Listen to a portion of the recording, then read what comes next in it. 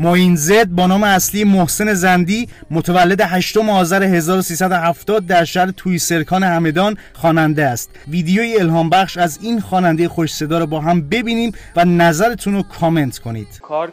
کارگری کردم. حقوقم هم بیشترش مثلا ماه به ماه نمیگرفتم، چون مثلا تو روز شاید پولچایی میگرفتم، اون پولچاییه مثلا ماه همو میگذروندم. به حسابکارم گفتم حقوقم دستت باشه. منم مثلا تو یه سنی بودم که دوست داشتم مثلا موتور داشته باشم، ماشین داشته باشم، ولی اون پوله رو اون موقع یادم مثلا رفتم آلبوم درست کردم، مثلا یه قسمتیشو دادم کلیپ ساختم، کلیپمو پخش کردم. قطره‌ای که در آوردم اومدم ریختم توی حوض آرزوم. این جمله رو خیلی من بهش اعتقاد دارم و واقعیه به نظرم.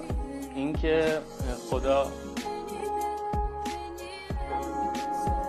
هر کسی رو دوست داره تو سختی قرارش میده.